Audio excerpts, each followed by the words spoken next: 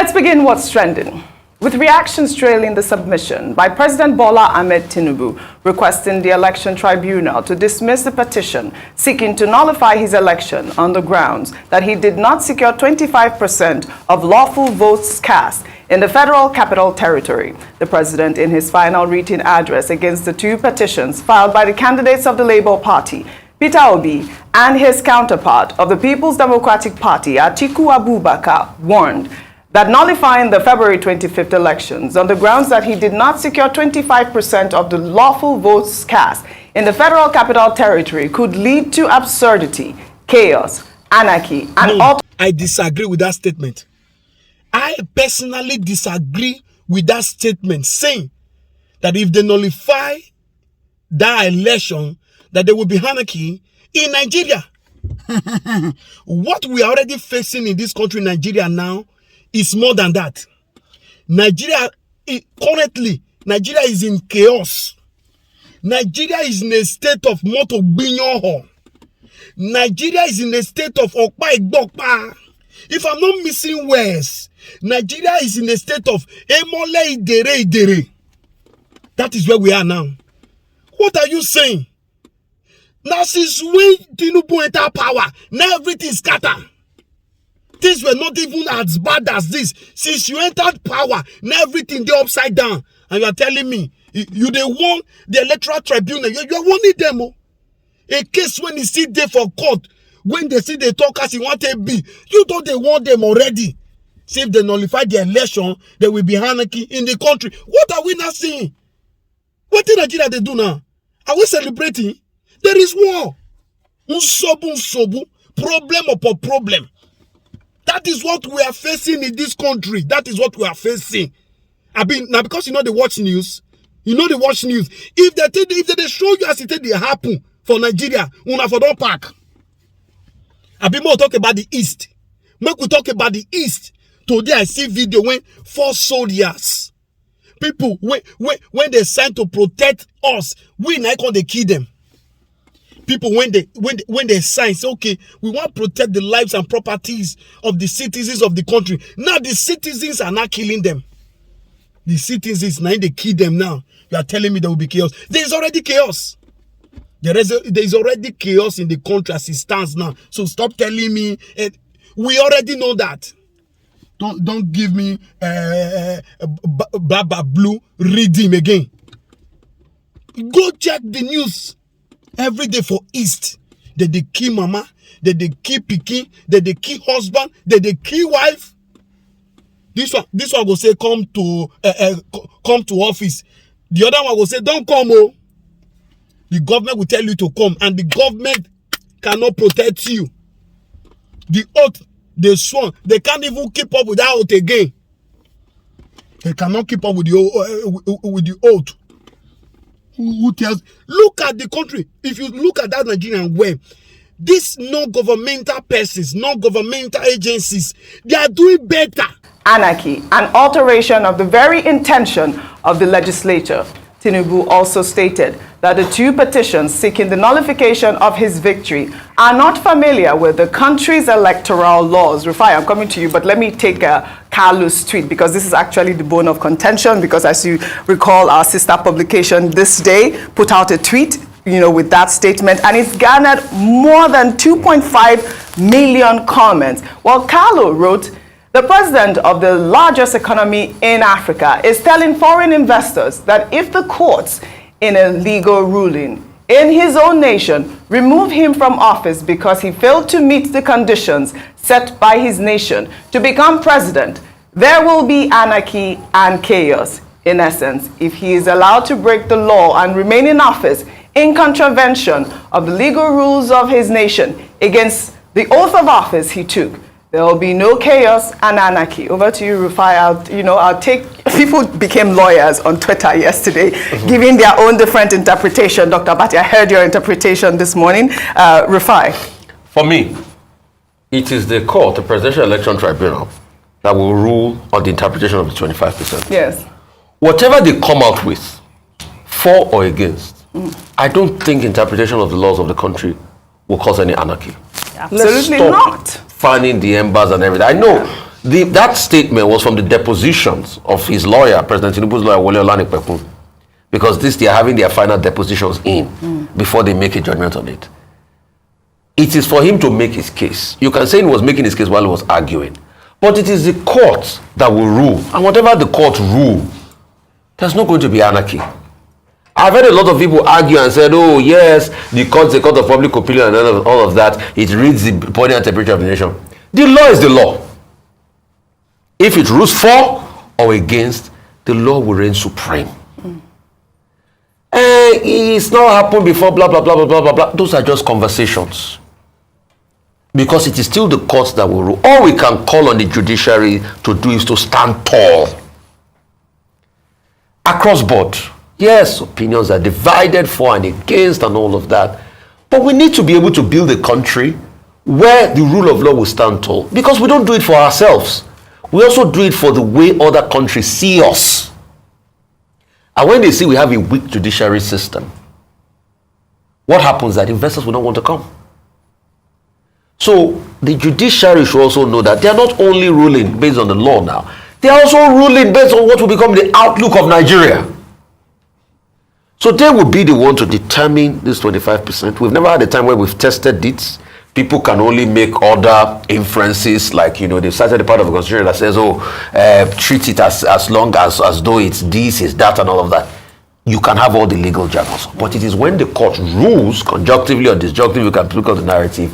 All we should now do is not to heat up the polity. Let us wait for the court to rule. And let's also forget, after the court rules, there's also a Supreme Court there. Yes, absolutely. After this judgment, let us remember the fact that Nigeria will continue to exist. And Nigeria will continue to grow. But the question is, how do we see ourselves after things like this? That's what matters the most. Yes. And in building a country, it is a collective work. Right. Albeit the British coupled this country together in 1914. They started the process in 1906 after coupling the Lagos colony and the Southern Protectorate. And 1914 they add the Northern Protectorate to it. You can say all of that, but the truth has to be said. Nigeria will continue to move. Absolutely. After this judgment, after the consequence of this judgment. Yeah. But all we should do is try as much as possible to deepen the rule of law and make fairness and justice be the order of the day. The court will rule based on the evidence in front of it, and it's already making its decisions. When it makes it, Nigerians will know. All right, Dr. Bata, I'd like your interpretation again in terms of what Tinubu's counsel wrote in that final submission. I understand that, anarchy can be interpreted in different ways, but I'll just take one more tweet of people that were trying to clarify Tinubu's win. This is from Pastor Okezie, who wrote, Tinubu got 25% in 29 out of the 36 states and FCT. Atiku got 25% in 21 out of the 36 states and FCT. Peter Obi got 25% in 17 out of the 36 states and FCT. Nigeria has 37 subnational entities, 36 states and FCT. Only President Bola Ahmed Tinubu met this constitutional requirement, 24 out of 36 states and FCT, and having the highest number of votes cast. He was declared winner and returned elected by the constitutional body, aka INEC. What is difficult to understand here? Dr. Abati. Okay, a number of clarifications. I think people must refrain from reading headlines and from headlines jumping into conclusions. It misleads a lot of people. Because you see a headline in the newspaper, you see chaos, you see anarchy, you just conclude and you start talking. Courts of law don't take their decisions on the basis of public opinion. You're right. Even if the judges themselves are members of citizens. They act on the basis of jurisdiction and the rule of law. And at the highest level, the Supreme Court has its own original jurisdiction. And the courts exist also as modulators, as stabilizing forces, even as they discharge their functions under the Constitution. That's number two. Number three is that, look, the principle in law is that you must hear the arguments from all parties to a matter. In this particular case, you have the PDP going to court with Waziri Atiku Abubakar. You have the Labour Party going to court with Mr. Peter Obi. And if we just collapse what they were asking for, they're saying that Section 134 2B must be read to mean the reference to the Federal Capital Territory means that whoever will become president must score 25% in the Federal Capital Territory. And that Tinubu, having not obtained up to 25%, is not qualified to be president. Now, he got 19% in the Federal Capital Territory. 2, they said the matter in the U.S. District Court, that he had been indicted or convicted, whatever, and because of that, he should be disqualified. 3, one of the issues they raised was about Shetima, his running mate, who they said was a dual candidate, having been chosen as a senatorial candidate in his home state of Borno. Those were the basic 3 issues. So they gave their, they filed their defense, they called their witnesses, total of 14 in law. And the court gave counsel to Tinubu and the APC to submit their written address within 10 days. And that's precisely what, Wole Olanipekun, who is lead counsel to the APC and Tinubu group, did.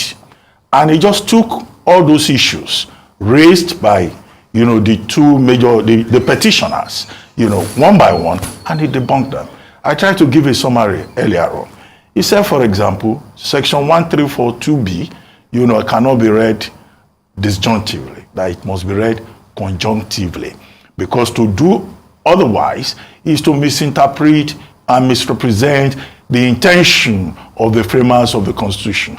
A basic principle is, what is the intention of the lawmaker, the framers of the law? What do they intend to say? It's for the court to decide on that. And Olanipekun said, provided his own defense, citing section 3.1, which lists 36 states, section 299, which recognizes the Federal Capital Territory as if it is a 37th state, and also section 66 of the Electoral Act. And he said a community reading, that is what it is called, a community reading of all these provisions will prove the point that you cannot say because somebody lost in, didn't get 25% in FCT, then he cannot be president. And he provided precedents. The law, precedents, stare decisis is called. It's a major issue in law. Awolowo versus Shagari, Buhari's case, Abraham Adesanya versus, he gave all of that. Number 2, he said the case of the petitioners is based on IREV and BVAS, electronic transmission.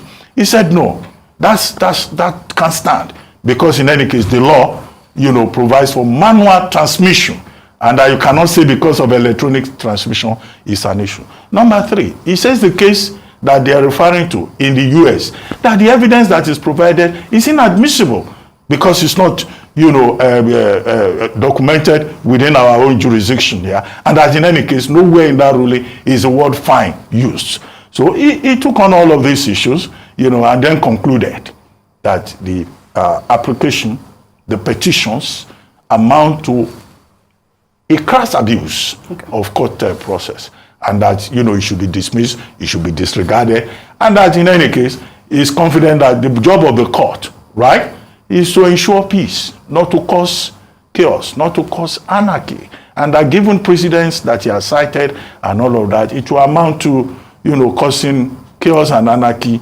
But people have taken that in a literal sense. Yeah, so he to mean a said, threat. Right. There is not a threat. Right. So people should go to the written address and read it and understand the context, instead of just say, oh, Tinubu wants to cause chaos, he wants to cause anarchy. So basically, that's not what is the job of the judiciary is not to cause anarchy, correct? That's really the bottom line. Not to add more tension to the environment. And Olanipekun said, you need to see the context in which you use that phrase. And I don't agree with those people who think that it's a threat. A council, before the court of law cannot go in front of their lordships and threaten them. That is unacceptable.